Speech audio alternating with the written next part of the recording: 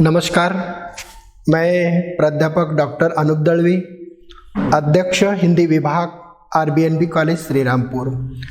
आज हम एमए द्वितीय भाग का रीतिकाल की परिस्थितियाँ तथा रीतिकाल की जो पृष्ठभूमि है उन पृष्ठभूमि का विवेचन करेंगे। हिंदी साहित्य में रीतिकाल एक ऐसा काल है जो सामाजिक दृष्टि से समृद्धि का काल है। आचार्य रामचंद्र शुक्ल जी ने हिंदी साहित्य का जो काल विभाजन किया है उसी के अनुसार संवत 1700 से 1900 तक का अर्थात 200 सालों का ये जो कालखंड है उसे रीतिकाल माना गया है। इस कालखंड के साहित्य में रीति निरूपण की प्रवृत्ति प्रधानता से दिखाई देती है। इस काल के काव्यांगों को लक्षण एवं उदाहरण प्रस्तुत करने वाले अनेक रीति ग्रंथ इस काल में लिखे गए, इसलिए रीति ग्रंथों की प्रचुरता इस काल में दिखाई देती है। इसीलिए इस कालखंड को रीतिकाल कहा गया है। रीतिकाल को श्रृंगार काल, अलंकृत काल, कला काल, उत्तर मध्य काल तथा रीतिकाल ऐसे अनेक नामों से अभिहित किया गया है। विशेषतः रीतिकाल, रीति शब्द का अर्थ है विशिष्ट पद्धति की रचना जो इस काल में अधिक मात्रा में लिखी गई और इसीलिए इस काल का एक नाम रीतिकाल है।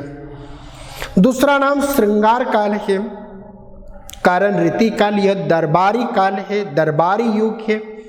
राजा के दरबार में आश्रित कवि होते थे।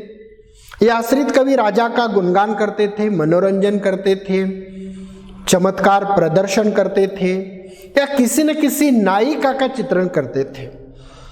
रीतिकाल में जितने भी आश्रित कवि हैं उनमें से केवल भूषण को छोड़कर एक भी आश्रित कवि ऐसा नहीं है कि जिन्होंने किसी न किसी नायिका का चित्रण नहीं किया है। अर्थात सभी दरबारी कवियों ने नायिकाओं का चित्रण किया और जहाँ नायिकाओं का चित्रण आता है वहाँ श्रृंगार रस प्रधान होता है। अतः इस काल का एक नाम श्रृंगार काल भी है। दूसरा नाम अलंकृत काल है, कारण इस काल का जो कवि है वह कवि अपने कविता रूपी कामिनी को विभिन्न अलंकारों से सजाना चाहता है, अपने कला पक्ष को सजाना चाहता है, अपनी कविता को सुंदर तथा सुडौल बनाने के लिए विभिन्न प्रकार के अलंकारों का प्रयोग करता है। अतः इस काल का एक नाम अलंकृत काल भी है तथा कला काल इस काल के लिए कहा है। यह काल मुगलों का काल है और यह मुगलों का काल होने के कारण यह बादशाह विलास प्रिय होते थे और इसीलिए उन्होंने विभिन्न प्रकार की कलाओं को विकसित करने का प्रयास किया। उस दृष्टि से शिल्प कला, नृत्य कला, चित्रकला, इन सभी कलाओं का विकास इस काल में अधिक मात्रा में हो गया, इसलिए इस काल का एक नाम कला काल भी है तथा उत्तर मध्य काल भी इस काल के लिए डॉक्टर श्याम सुंदर दास जी ने कहा है, अर्थात वह नाम केवल एक सुविधा के लिए दिया गया है। अतः इस काल का अवलोकन करने के बाद इस काल की जो परिस्थितियां हैं वह परिस्थितियों का अवलोकन आज हमें करना है, जिनमें राजनीतिक परिस्थिति, सामाजिक परिस्थिति, धार्मिक परिस्थिति और साहित्यिक परिस्थितियों का अवलोकन रीतिकाल की पृष्ठभूमि में से हम लोगों को करना है। पहली परिस्थिति राजनीतिक परिस्थिति। यह राजनीतिक परिस्थिति की दृष्टि से 200 वर्षों का एक विशाल कालखंड दिखाई देता है। इस काल में मुगलों का उत्कर्ष एवं पतन का यह काल है। इस काल में व्यक्तिवादी निरंकुश राजतंत्र का बोलबाला समाज में दिखाई देता है। राजा अपने आप को शक्तिशाली समझता था, शक्तिमान समझता था, लेकिन वह प्रजा की सुख शांति की ओर भी थोड़ा बहुत ध्यान देता था और प्रजा की सुख शांति की ओर थोड़ा बहुत ध्यान देने के कारण रीतिकाल का यह जो युग है यह शांति का युग है। कारण इस काल में युद्ध संघर्ष समाज में कम होते हुए दिखाई देते हैं। अकबर बादशाह ने इस युग के प्रारंभ में हिंदू और मुसलमान दोनों धर्मों का समन्वय करने का प्रयास किया तथा समन्वय कर एक विशाल मुगल साम्राज्य की स्थापना उन्होंने की। रीतिकाल के प्रारंभ में अकबर बादशाह का पुत्र जहांगीर दिल्ली के सिंहासन पर आरूढ़ हो गया था। वह विलासी सम्राट होने के कारण उसका प्रभाव दरबारियों पर पड़ा, समाज पर पड़ा और परिणामतः समाज में भी एक विलासिता की प्रवृत्ति बढ़ी हुई दिखाई देती है। जहांगीर का पुत्र शाहजहां यह धार्मिक दृष्टि से सहिष्णु होने के कारण सांस्कृतिक एवं कलागत उदारता उन्होंने दिखाई। शाहजहां के काल में स्थापत्य कला, नृत्य कला, विभिन्न प्रकार की कलाएं, संगीत, काव्य कला आदि सभी कलाओं को प्रोत्साहन मिला। इस काल का अवलोकन करने के बाद स्थापत्य कला के उदाहरण के रूप में ताजमहल का उदाहरण लिया जा सकता है, जो स्थापत्य कला का उत्कृष्ट उदाहरण है। कारण ताजमहल जैसी स्थापत्य कला न भूतो न भविष्यति है। 20 साल तक 20,000 मजदूर उसके लिए काम करते थे और इसीलिए तो वह संसार का आश्चर्य है। अतः विभिन्न कलाओं का विकास इन बादशाहों के कालों में होता हुआ दिखाई देता है। अतः इस काल में साहित्य की प्रगति भी होती हुई दिखाई देती है। परंतु शाहजहां का जो उत्तराधिकारी है औरंगजेब, यह कट्टर धार्मिक वृत्ति का था और इसीलिए समाज में फिर से संघर्ष निर्माण हो गया। हिंदू मुस्लिम संघर्ष निर्माण हो गया। हिंदू जनता निराश हो गई। उत्तर में सिखों ने अपना राज्य स्थापन किया। दक्षिण में शिवाजी महाराज ने मराठों का राज्य स्थापित किया और देखते देखते विशाल मुगल साम्राज्य ये छोटे छोटे राज्यों में विभाजित हो गया। उसी समय उत्तर से नादिर शाह ने दिल्ली पर आक्रमण किया और दिल्ली का तख्त टगमगा गया। परिणामतः राजनीतिक परिस्थिति बदल गई। रीतिकाल के समापन के समय अंग्रेजों का आगमन भारत में हो गया और अंग्रेज भी धीरे धीरे भारत में अपना पैर जमाने लगे। इस तरह राजनीतिक परिस्थिति की दृष्टि से रीतिकाल का जब हम लोग अवलोकन करते हैं तो इस काल की परिस्थिति या उथल पुथल की परिस्थिति राजनीतिक दृष्टि से रीतिकाल में हमें दिखाई देती है। दूसरी सामाजिक परिस्थिति। सामाजिक परिस्थिति की दृष्टि से जब हम लोग रीतिकाल का अवलोकन करते हैं तो साहित्य को समाज का दर्पण कहा जाता है। कारण समाज का जो प्रतिबिंब है वह प्रतिबिंब उस साहित्य से परिलक्षित होता है। परंतु रीतिकाल का इस युग में समाज का जो प्रतिबिंब है वह साहित्य में दिखाई नहीं देता। इसका कारण यह है, यह दरबारी कवि थे और यह दरबारी कवि होने के कारण वह केवल राजा का मनोरंजन करते थे, राजा की प्रशंसा लिखते थे, राजा के लिए चमत्कार प्रदर्शन करते थे। समाज का चित्रण करना इन कवियों का लक्ष्य नहीं था और इसीलिए यहाँ का समाज का अवलोकन करने के बाद रीतिकाल का समाज यह सामंतशाही समाज दिखाई देता है। यथा राजा तथा प्रजा की उक्ति इस काल पर चरितार्थ होती हुई दिखाई देती है। राजा विलासी होने के कारण उनकी प्रजा भी विलास में डूबी हुई थी और इसीलिए सामाजिक दृष्टि से इस काल के लिए विलास प्रधान युग कहा जाता है। कारण विलासिता की प्रवृत्ति इस समाज में बलवती हो गई थी।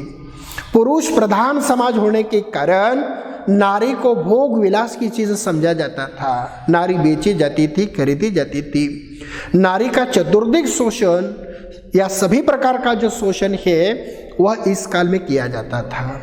राजा की अनेक रानियां होती थी, उसी तरह से एक एक पुरुष की भी अनेक पत्नियां होती थी। अर्थात समाज में बहुपत्नीत्व की प्रथा रूढ़ थी। समाज भोग विलास में डूबा हुआ था। हर बात में प्रदर्शन की प्रवृत्ति दिखाई देती है। समाज का प्रत्येक घटक खान पान, रहन सहन, आचार विचार से लेकर स्वयं को श्रेष्ठ सिद्ध करने का प्रयास कर रहा था। अतः समाज में प्रदर्शन की प्रवृत्ति जो है वह प्रवृत्ति प्रधानता से दिखाई देती है। इस युग में सामाजिक मूल्यों को तिलांजलि दी गई थी। जहांगीर जैसे न्यायप्रिय शासक भी इस काल में दिखाई देते हैं। फिर भी जिसकी लाठी उसकी भैंस का न्याय सर्वत्र दिखाई देता था। जो शक्तिशाली होता था वह राज्य करता था। समाज और रूढ़ियां अंधविश्वासों में जकड़ी हुई थी।